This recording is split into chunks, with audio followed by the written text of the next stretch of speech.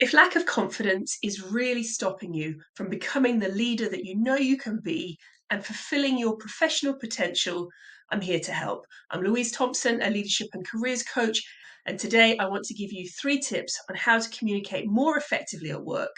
Communication is a huge part of feeling confident because it means you can be clear and assertive about what you want and why.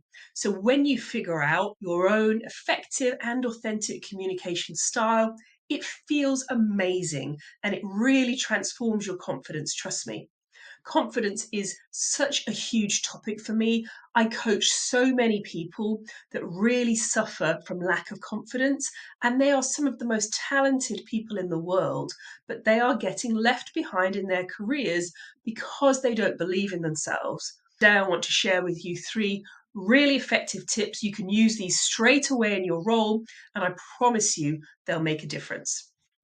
Tip number 1 is to stop apologizing, hedging your bets, caveating what you say, and instead just be really clear and direct and assertive. This can feel a little bit scary at first. I think, particularly for women, we are coded stereotypically to think of being assertive as being aggressive, but it's absolutely not the case. We have a duty to be clear as leaders so that we can serve our organization in the best possible way. So, what do I mean by stripping out all the caveats, all the apologies, all the hedging? This is what I mean.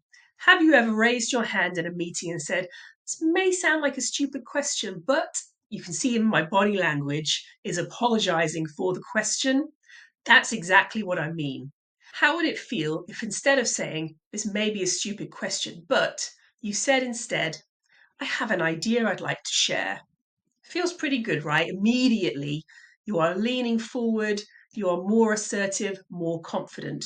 Here are some other examples. Instead of saying, "Sorry to bother you, but," say instead, "I'd like to discuss this with you, please." Instead of saying, "I'm no expert, but," instead say, "Here's my take on this." Instead of saying, "Am I making sense?" say instead, "Let me know if you have any thoughts or questions."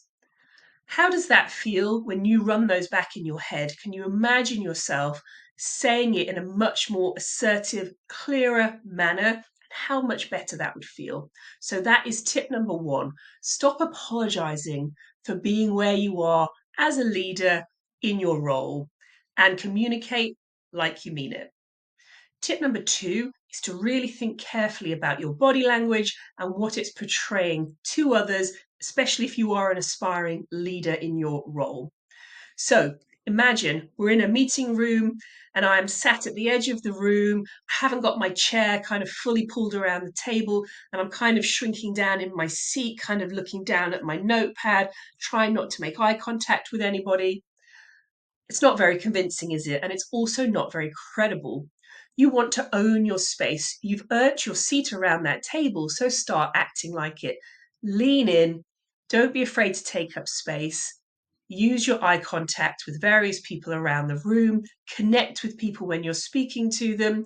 If you want to use your hands, as I do, you can do that as well. That's a great way to help take up some space and help you feel more confident. So, really think about your body language and whether it is betraying you in your leadership role. Tip number 3 may sound counterintuitive, but I promise you it really works.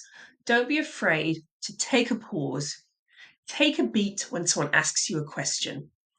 Leaving a pause and taking your time to answer can be really effective as a leadership strategy, and it shows that you are confident enough in your own abilities and your position to not rush in with an ill thought out answer or rush to fill a silence just because you feel uncomfortable, even if you don't know the answer.